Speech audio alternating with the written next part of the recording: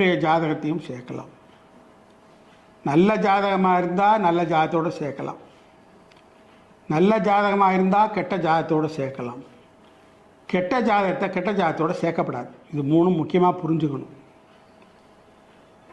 இந்த நல்ல ஜாதகத்தோட உயர்ந்த தன்மையாகப்பட்டது கெட்ட ஜாதகத்தோட தன்மைக்கோடு சேர்ந்து இந்த கெட்ட ஜாதகத்தை நேர்வழிக்கு தன்வழிக்கு கொண்டு வந்துவிடும் என்பதால் அதனை ஏற்றுக்கொள்ளலாம்.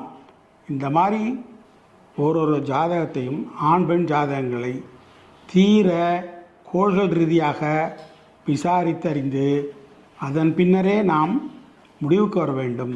ஆனால் பெற்றோருக்கும் உற்றோருக்கும் கஷ்டமே தவிர விடிமோட்சம் என்பது இராது. அதனால் வேறு ஏதாவது சந்தேகம் இருப்பின் இந்த கீழ்கண்ட நம்பரை தொடர்பு கொள்ளலாம். நன்றி, வணக்கம்.